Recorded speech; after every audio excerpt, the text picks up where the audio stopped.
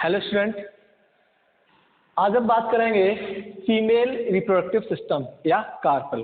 ठीक है, इसे पिस्टल और गाइनोसियम के नाम से भी जानते हैं। लास्ट क्लास में हमने डिस्कस कर लिया था मेल रिप्रोडक्टिव सिस्टम के बारे में, जिसमें हमने देखा था दो पार्ट पाए जाते हैं, उसमें एक एंथर एक फिलामेंट। एंथर के अंदर पॉलन ग्रेन बनते हैं। ठीक है, तो हमने वहाँ स्ट्रक्चर ऑफ माइक्रोस्पोरेंजियम भी पढ़ा था और माइक्रोस्पोरोजेनेसिस की प्रोसेस भी पढ़ी थी। देखा था कि कैसे माइक्रोस्पोर बनते हैं और लास्ट में हमने पढ़ा था कि कैसे माइक्रोस्पोर से पॉलन ग्रेन का डेवलपमेंट होता है। ठीक, उससे आगे चलते हुए आज हम बात करेंगे फीमेल रिप्रोडक्टिव सिस्टम की, जो कि फ्लावर का इनर मोस्ट पार्ट होता है। ठीक है, अगर इसकी बात करें तो कार्पल में 3 पार्ट होते हैं बेसिकली, स्टिग्मा, स्टाइल, ओवरी। ठीक है, जो अपर मोस्ट पार्ट होता है stigma, middle part elongated part होता है स्टाइल कहलाता है, लास्ट पार्ट स्वैलो जो बेसल पार्ट होता है वो क्या कहलाता है, ओवरी कहलाता है। ठीक है, अगर हम बात करें स्टिग्मा की, ठीक, तो स्टिग्मा कैसे होती है, एक ब्रॉड लैंडिंग सरफेस होती है। ठीक है, ब्रॉड लैंडिंग सरफेस है ये, किसके लिए, पॉलन ग्रेन के लिए। पॉलन ग्रेन के लिए, पॉलन ग्रेन यहाँ पर लैंड करते हैं पॉलिनेशन के बाद में। ठीक है, इसकी जो सरफेस होती है, इसी की बात कर रहे हैं अभी, स्टिकी सरफेस होती है। ठीक है, स्टिकी सरफेस होती है जिससे आसानी से पॉलन ग्रेन स्टक कर जाते हैं। ठीक है, सो पॉलन ग्रेन स्टक आसानी से चिपक जाते हैं ऑन इट। ओके, स्टाइल के बारे में बात करेंगे। ये लॉन्ग नैरो स्ट्रक्चर होता है। ठीक है, जो क्या करता है, स्टिग्मा को ओव्यूल से कनेक्ट ओवरी से कनेक्ट करने का काम करता है। ठीक है, लॉन्ग नैरो स्ट्रक्चर, ठीक, ज्वाइन करता है किसको, स्टिग्मा विद ओवरी, ओवरी से जोड़ने का काम करता है ये। ओके, ओवरी की बात करें, ये कैसा होता है, स्वैलो बेसल पार्ट होता है ये। ठीक है, इसके अंदर ओव्यूल प्रेजेंट होता है। ठीक है, जहां पर फर्टिलाइजेशन होता है। ठीक है, यहाँ पर क्या होता है, फर्टिलाइजेशन अकर्स। क्लियर, तो ये बेसिक स्ट्रक्चर के बारे में था। ठीक, आगे बात करें, अगर किसी फ्लावर में केवल एक कार्पल पाई जाएगी, केवल एक, ठीक है, then that condition is called monocarpous condition. ठीक है, अगर किसी फ्लावर में एक से अधिक फीमेल रिप्रोडक्टिव सिस्टम पाए जाएंगे, ठीक है, मोर देन 1 की बात कर रहे हैं, then that condition is called monocarpous condition. ठीक है, तो हम बात कर रहे हैं कि अगर किसी फ्लावर में एक से ज्यादा कार्पल हैं और वो सारी की सारी सेपरेट है। ठीक है, इसमें क्या होता है, इसमें कह सकते हैं जो पिस्टल्स जो होते हैं वो कैसे होते हैं, सारे के सारे सेपरेट होते हैं, सारे के सारे अलग हैं, एक दूसरे से फ्यूज नहीं है, तो एपोकार्पस कंडीशन कहलाती है। और सारे के सारे अगर पिस्टल फ्यूज हैं, ठीक है, तो कंडीशन हमारी क्या कहलाती है, सिनकार्पस कंडीशन कहलाती है। ठीक है, तो हमने बात की इसके स्ट्रक्चर की, और अगर एक कार्पल होगा तो मोनोकार्पस कंडीशन, एक से अधिक होंगे तो मल्टी कार्पस कंडीशन, एक से अधिक हैं और वो सारे सारे अलग अलग हैं, ठीक है, तो एपोकार्पस कंडीशन, और सारे अगर जॉइन हैं तो कंडीशन क्या कहलाती है हमारी, सिनकार्पस कंडीशन कहलाती है। ये था इससे हमारा बेसिक इन्फॉर्मेशन। अब एक इंपॉर्टेंट क्वेश्चन पूछा जाता है बोर्ड एग्जाम में भी, ठीक है, explain the structure of anatropous ovule, या दूसरे लैंग्वेज में पूछ सकते हैं इसको, explain the structure of megasporangium. ठीक है, तो एनाटोपस ओव्यूल या हम कह सकते हैं मेगा स्पोरेंजियम के स्ट्रक्चर का हम डिस्कस करेंगे। Okay,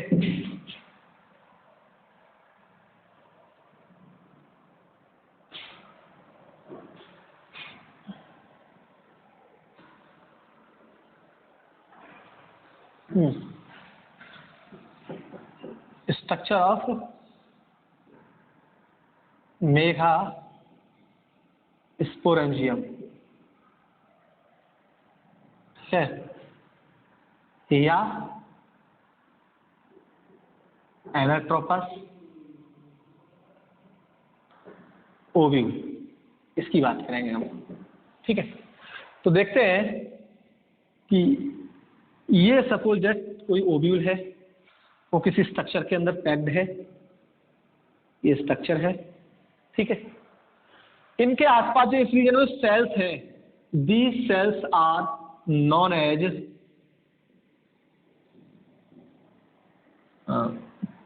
nucellus cells, okay. ये क्या है हमारा, ये ओव्यूल है। इस ओव्यूल के बाहर प्रोटेक्टिव कवरिंग होती है, या तो उनकी संख्या 1 होगी या 2 होगी। These are the protective covering, okay. ठीक है, हमारी प्रोटेक्टिव कवरिंग है, ठीक है।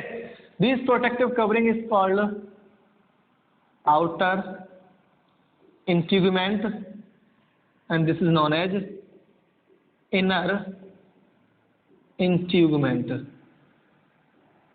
प्रोटेक्टिव कवरिंग है ये हमारी दोनों। जिस जगह पर प्रोटेक्टिव कवरिंग एब्सेंट है, ठीक, ये रीजन दिख रहा है, ठीक है, ये प्रोटेक्टिव कवरिंग यहां पर नहीं है। So this region is called micro, ठीक है, पाइलर एंड। माइक्रोपाइलर एंड, यहां से पॉलन ट्यूब अंदर एंटर करती है ओव्यूल के अंदर। इसका जो अपोजिट सिरा होता है या एंड होता है, ये वाला, ये कहलाता है हमारा चलाइजा एंड या चलाइजल एंड कहलाता है, ठीक है। अब ये जो स्ट्रक्चर होता है, एक स्ट्रक्चर से जुड़ा होता है, that is called placenta. Placentation पढ़ा था 11th क्लास में, अलग अलग टाइप का, ठीक है।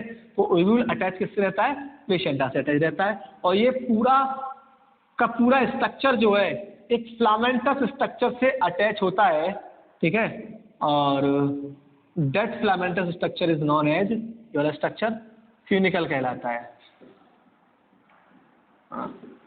फ्यूनिकल कहलाता है, ठीक है। और फ्यूनिकल ओ और ओव्यूल के बीच का जो जंक्शन होता है, अटैचमेंट जंक्शन जो होता है, ये वाला रीजन जो है बात कर रहे हैं हम, this region is called hilum, hilum कहलाता है, okay. So this is the structure of anatropous ovule या मेगास्पोरेंजियम। इंपॉर्टेंट क्वेश्चन है बोर्ड एग्जाम के लिए, ठीक है। ये ज्यादातर क्वेश्चन ये ड्रॉ करने के लिए भी आता है और कभी कभी एक्सप्लेन करने के लिए भी आता है, ठीक है। तो हमने इसमें क्या देखा कि एक ओव्यूल है जिसके आसपास बहुत सारी सेल्स हैं कॉल्ड न्यूसेलस सेल्स। इनके ऊपर प्रोटेक्टिव कवरिंग है, that is called outer integument और इनर इंटीग्यूमेंट। इंटीग्यूमेंट जहां पर एब्सेंट है वो माइक्रोपाइलर एंड कहलाता है, और उसका जो अपोजिट एंड होता है वो चलाइजल एंड कहलाता है, ठीक है। और ये ओव्यूल फिलामेंट प्लेसेंटा के द्वारा अटैच रहता है। जिस फिलामेंटस स्ट्रक्चर से अटैच रहता है वो फ्यूनिकल कहलाती है, और जिस रीजन पे अटैच रहता है वो हाइलम कहलाता है, ठीक। सो this is the structure of hilum, ठीक है। ये ओव्यूल जो हमें दिख रहा है ना, ठीक, इस ओव्यूल का डेवलपमेंट जो है कहीं ना कहीं यहाँ पर पाई जाने वाली सेल्स से ही होता है।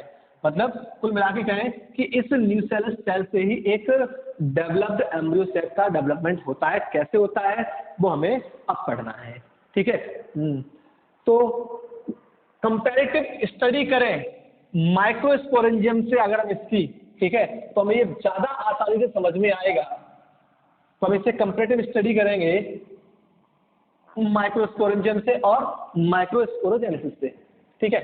तो हमने इस तरफ जब माइक्रोस्पोरेंजिया का स्ट्रक्चर देखा था, किसका, माइक्रोस्पोरेंजिया का स्ट्रक्चर जब हमने देखा था, स्पोरेंजियम का स्ट्रक्चर, तो हमने देखा था कि टैपिटम के अंदर जो सेल्स थी, ये हमने स्पोरोजिनस टिश्यू कहा था, ठीक है। तो उनकी प्रत्येक सेल ने पॉलन मदर सेल की तरह काम किया था, ठीक है। Each cell of sporogenous tissue, ठीक है, एक्ट एज पीएमसी, मतलब पॉलन मदर सेल, ठीक है। यहां अंतर क्या होगा, हाँ, यहां मेगा स्पोरेंजिया के अंदर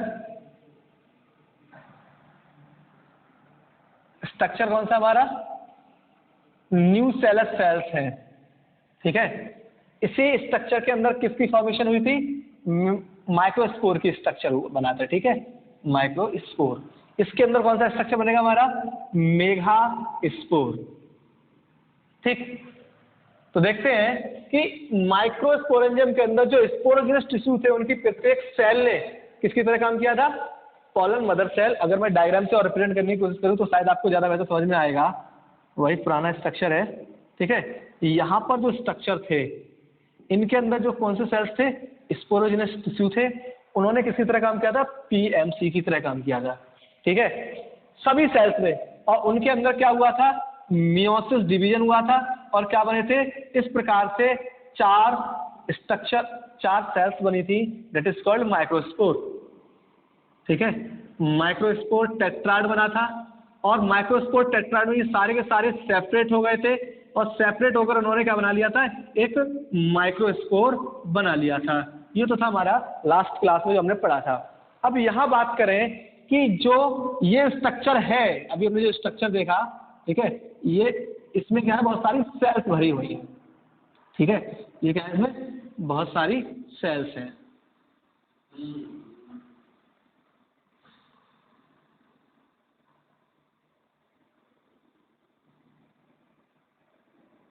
ठीक है, ये बहुत सारी सेल्स भरी हुई हैं, ठीक। यही सेल्स हमारी कौन सी है?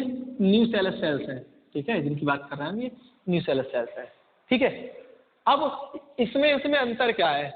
यहाँ प्रत्येक सेल ने कॉलन मदर सेल की तरह काम किया था और बहुत सारे माइक्रोस्पोर बनाए थे हर सेल ने, ठीक है। लेकिन यहाँ पर क्या होता है? कोई एक सेल, इनमें से सारी सेल्स नहीं इसकी तरह उसकी तरह, ठीक है। यहाँ पर कोई एक सेल, ठीक है, only one cell act as megaspore mother cell. केवल एक सेल किसकी तरह काम करेगी? मेगास्पोर मदर सेल की तरह काम करेगी, ठीक है। अब बात आई इतनी सारी सेल्स में कौन सी वो सेल होगी? यहाँ तो हमें पता है सारी करना है, सबने बना दिया, लेकिन अब बात ये आई इतने सेल में से कौन सी एक सेल होगी जो मेगास्पोर मदर सेल की तरह काम करेगी? तो उसके कैरेक्टर बताए, वो सेल कौन सी होगी? ठीक है, लार्ज इन साइज होगी, उसका साइज बड़ा होगा सेल का इन सब में, ठीक है। उसके अंदर डेंस साइटोप्लाज्म होगा, साइटोप्लाज्म उसका डेंस होगा, उसके अंदर न्यूक्लियस बड़ा होगा, ठीक है, हाँ, तो प्रोमिनेंट न्यूक्लियस होगा, ठीक है। और इन सारे लक्षण जिस सेल में होंगे that cell act as megaspore mother cell, ठीक है। तो हमें दिखाई दिया कि इन सब में से एक यही सेल ऐसी है जो साइज में बड़ी है, साइटोप्लाज्म डेंस है और न्यूक्लियस बड़ा है, then this cell is known as megaspore mother cell. क्या कह सकते हैं? ये सेल मेगास्पोर मदर सेल की तरह काम करेगी, ठीक है। आगे बात करें अब होगा क्या? तो फिर तो इस मेगास्पोर मदर सेल में सेम यही डिवीजन होगा, मियोसिस डिवीजन होगा यहाँ पर, ठीक है। क्या होगा? मियोसिस डिवीजन होगा और इसी प्रकार से चार सेल्स बनेंगी। अंतर ये है यहाँ चार सेल्स ग्रुप के फॉर्म में है, बट यहाँ जो चार सेल बनेंगी वो ग्रुप में ना होकर लीनियर अरेंज रहेंगी वो सेल, ठीक है। देखते हैं इस सेम स्ट्रक्चर अगर मैं यहाँ उठा के देखूँ, ठीक है, तो एक ये बड़ी सी सेल है, तो इसके आसपास क्या है? छोटी छोटी सेल्स है, न्यूक्लियर सेल्स है, ठीक है, ये सेल्स है। ये सेल्स हमारी कौन सी है? मेगास्पोर मदर सेल्स है। इसमें जब मियोसिस फर्स्ट होगा, ठीक, तो दो सेल्स बनेंगी इसके अंदर, ठीक है। मैं मान लेता हूँ इस प्रकार से, कवरिंग एक फिगर भी दिख रहा होगा एनसीईआरटी में, ठीक है, सब में मैं मान लेता हूँ इस स्ट्रक्चर है, तो दो न्यूक्लियस बने, या कह सकते हैं दो सेल बने। मियोसिस फर्स्ट हुआ और जब मियोसिस सेकेंड कंप्लीट होगा यहाँ पर, तो यहाँ से चार सेल बनेगी इस प्रकार से, और इनके डेवलपमेंट में न्यूक्लियस सेल्स जो आसपास हैं ये खर्च होती रहेंगी। क्यों? क्योंकि न्यूक्लियस सेल्स जो होती हैं उनमें क्या होता है? रिजर्व फूड होता है, स्टोर रहता है, ठीक है, जो कि ओव्यूल के डेवलपमेंट में इस्तेमाल होता चला जाएगा। अब बात ये आई यहाँ पर दो सेल बनी और यहाँ पर चार सेल बनी, चारों की चारों लीनियरली अरेंज रहती हैं, ठीक है। तो यहाँ तक प्रोसेस सेम थी, ठीक। यहाँ पर मेगास्पोर टेट्राइड बन गया। अंतर क्या आया? यहाँ चारों के चारों सेल सेपरेट होकर माइक्रोस्पोर बनाती है, बट यहाँ क्या होता है कि तीन सेल जो बनी है इनमें से कोई तीन सेल जो है वो नॉन फंक्शनल होंगी। कैसी होती है? नॉन फंक्शनल, और नॉन फंक्शनल होने के कारण ये कैसी जाती है? नष्ट हो जाती है, मतलब डीनेचर हो जाती है, ठीक है, डिग्रेडेड हो जाते हैं, ठीक है, ठीक है, क्या कह सकते हैं, डीनेचर्ड, ठीक है, डीनेचर्ड हो गई, ठीक। जो एक सेल बची जो फंक्शनल सेल थी, यही फंक्शनल सेल जो है क्या कहलाती है, ठीक है, मेगा स्पोर कहलाती है।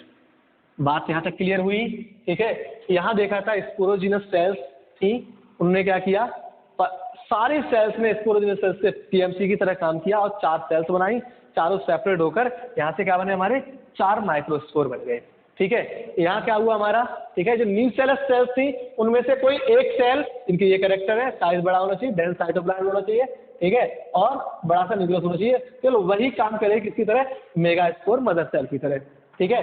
मेगास्पोर मदर सेल की तरह उसने काम किया, ठीक। और उसमें क्या हुआ, रिडक्शन डिवीजन हुआ, 4 सेल बनी, यहाँ ग्रुप के फॉर्म में थी या लीनियर फॉर्म में थी, 4 में से या चारों ने मेगास्पोर बनाए या 3 नॉन फंक्शनल होने के कारण नष्ट हो गई, एक बची, that functional cell is known as megaspore. तो यहाँ तक तो क्लियर हुई प्रोसेस। अब बात ये हुई, आगे चलने के हमने देखा था इस माइक्रोस्पोर से डेवलपमेंट काय का हुआ था, पॉलन ग्रेन का, ठीक है, ये पॉलन ग्रेन के रूप में डेवलप हुआ था, ठीक, ये हमने लास्ट क्लास में पढ़ा था। और pollen grain is known as, हमने लिखा था मेल गैमेटोफाइट, क्या कहलाती है, मेल गैमेटोफाइट कहलाती है, ठीक है। यहाँ क्या अंतर है, ठीक, जो मेगास्पोर बना है, ठीक है, इस मेगास्पोर से आगे चलकर डेवलपमेंट होगा इसका फीमेल गैमेटोफाइट, ये मेल गैमेटोफाइट है, इससे क्या बनेगा आगे चल के फीमेल गैमेटोफाइट फॉर्म होगा, ठीक है। तो वहीं से कंटिन्यू करते हैं कि कैसे इस मेगास्पोर से फीमेल गैमेटोफाइट बनेगा, ओके। तो देखो अब हमें पता चल गया, हमारे पास एक ये आ गया क्या, मेगा स्पोर, ठीक है, मेगा स्पोर आ गया, हैप्लॉइड होगा, एन नंबर होगा क्योंकि रिडक्शन डिवीजन से बना है, ठीक है। अब इस मेगा स्पोर से डेवलप्ड कौन होगा, हाँ, डेवलपमेंट किसका होगा जो हम पढ़ चुके हैं, वो होगा हमारा फीमेल गैमेटोफाइट का। और फीमेल गैमेटोफाइट को हम, ठीक है, क्या बोल देते हैं, एम्ब्रियो सैक के नाम से भी जानते हैं, ओव्यूल के नाम से भी जानते हैं, या लिख सकते हैं उसको फीमेल गैमेटोफाइट, ठीक है। इसका स्ट्रक्चर देखें तो इस प्रकार से इसका स्ट्रक्चर होता है, ठीक है। ये एग सेल होती है, ये दोनों जो हैं वो सिनर्जिड सेल्स होती हैं, ये दोनों पोलर न्यूक्लियाई होते हैं, और ये तीनों एंटीपोडल सेल होती हैं, ठीक है, एंटीपोडल सेल। यहाँ से यहाँ तक बनने की प्रोसेस देखने होगी कैसे, ठीक है। तो उसके डेवलपमेंट की प्रोसेस देखें, क्योंकि ये एन नंबर है, ठीक, तो एन नंबर से ज्यादा क्रोमोसोम, ऑलरेडी यहाँ पर क्रोमोसोम का सिंगल सेट है, तो और ज्यादा नहीं घट सकता, ठीक है। तो उसका मतलब जितनी भी सेल्स बनेगी सारी की सारी उनमें क्या होगा, एन नंबर ही क्रोमोसोम होगा, और जब एन नंबर के सेल से एन नंबर की सेल बनेगी that is called mitosis cell division या इक्वल सेल डिवीजन, ठीक है। तो हम कह सकते हैं इस मेगास्पोर में कौन सा डिवीजन होगा, इक्वल डिवीजन होगा। कैसे होगा देखते हैं, ठीक है। ये मान लीजिए सेल है हमारी, कौन सी है, मेगास्पोर, ठीक, मेगास्पोर है। सबसे पहले इसके न्यूक्लियस में लगातार 3 इक्वल डिवीजन होने वाले हैं, ठीक है। सबसे पहले हम बात करते हैं माइटोसिस फर्स्ट की। माइटोसिस फर्स्ट होगा तो बनेंगे क्या, 2 न्यूक्लियस बने, ठीक, दोनों न्यूक्लियस क्या कर जाएंगे, अपोजिट पोल्स पर मूव कर जाएंगे, ठीक है। बोथ न्यूक्लियाई मूव्स ऑन, ठीक है, अपोजिट पोल, अपोजिट पोल पे मूव कर जाएंगे, तो हमारे पास ये स्ट्रक्चर नजर आ गया, अपोजिट पोल पे चले गए। अब इसमें क्या होगा, माइटोसिस सेकंड होगा, और माइटोसिस सेकंड जैसे ही होगा तो 1 से 2 ऊपर, 1 से 2 नीचे, क्योंकि हम पढ़ चुके हैं कि मियोसिस डिवीजन से 1 से 4 सेल बनती है, माइटोसिस सेल डिवीजन से 1 से 2 बनती है, ठीक है। तो 1 से 2 न्यूक्लियस ऊपर बन गए, 1 से 2 न्यूक्लियस नीचे बन गए, ठीक है। नेक्स्ट क्या हुआ, माइटोसिस थर्ड होगा, और जैसे ही माइटोसिस थर्ड होगा वैसे ही 2 से 4 न्यूक्लियस ऊपर और 2 से 4 न्यूक्लियस नीचे बन गए, ठीक है। अब दोनों पोल्स पर 4-4 न्यूक्लियस मौजूद हैं, ठीक है। अब क्या होगा कि इनमें से दोनों पोल से एक एक न्यूक्लियस जो है सेंटर की ओर आएगा, ठीक है। तो 3 ऊपर रह गए, 3 नीचे रह गए, 2 बीच में आ गए, ठीक है। तो ये 8 न्यूक्लियस है, 3 और 3 6, 2 8। अब इनके चारों ओर सेल वॉल फॉर्म होगी। जब सेल वॉल बन जाएगी तो 3 सेल जो है ऊपर बनेगी, 3 सेल नीचे बनेगी, ठीक है। और जो बीच में जो सेंट्रल सेल होगी, उस सेंट्रल सेल में न्यूक्लियस फ्यूज नहीं होंगे। सेल वॉल तो बन गई बट न्यूक्लियस फॉर्म नहीं हुए। अब यहाँ पर अंतर क्या है कि जो सिरा दोनों में से माइक्रोपाइलर एंड की तरफ होगा, ठीक है, वो कहलाएगा एग अपर्चर, ठीक है। और जो दूसरी तरफ होगा वो कहलाएगा एंटीपोडल सेल, ठीक है। तो हम बात करते हैं, अगर सपोज दैट अगर मैं कवरिंग बना दूं इंस्ट्रूमेंट की, ठीक है, इस प्रकार से। तो हमने देखा, क्या देखा कि अब माइक्रोपाइलर एंड इस तरफ हो गया। अगर माइक्रोपाइलर एंड अगर इस तरफ है, ठीक है, तो इसका मतलब एग इसी तरफ होगा, ठीक, ये एग हो जाएगा हमारा, ठीक है। तो इस प्रकार से कह सकते हैं ये क्या हुआ हमारे एक प्रकार से डेवलप्ड फीमेल गैमेटोफाइट, ये स्ट्रक्चर बन गया, ठीक है। दोनों ही मोस्ट इंपोर्टेंट क्वेश्चन है। ये क्वेश्चन जो बोर्ड एग्जाम में पूछा जाता है, explain the 7 cell and 8 nucleated stage in the anatropous ovule या इन फ्लावरिंग प्लांट। तो देखो 7 सेल हैं, 1 2 3 4 5 6 और एक सेंट्रल सेल, 7 सेल हो गई, लेकिन 8 न्यूक्लियस है इसमें, 3 और 3 6 और 2 न्यूक्लियस सेंट्रल सेल में 8, ठीक है।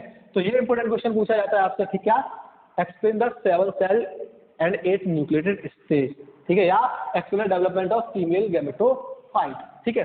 तो ये 2 क्वेश्चन बने हमारे, ठीक है। तो डेफिनेशन समझ में आ गई मेगास्पोर कैसे बना, ठीक है। तो यहाँ से हमारी प्रोसेस क्या होती है, ठीक, मेगास्पोरोजेनेसिस, ठीक है। क्या होता है, the formation of haploid megaspore from megaspore mother cell, ठीक है, कॉल्ड मेगास्पोरोजेनेसिस, जो कि प्रोसेस थी। इसका फॉर्मेशन कैसे हुई, तो हम लिख सकते हैं each only one cell of the nucleus cells act as a megaspore mother cell which have large in size, dense cytoplasm and permanent nucleus which undergo meiosis division and form 4 cells which are arranged in a linearly form, ठीक है।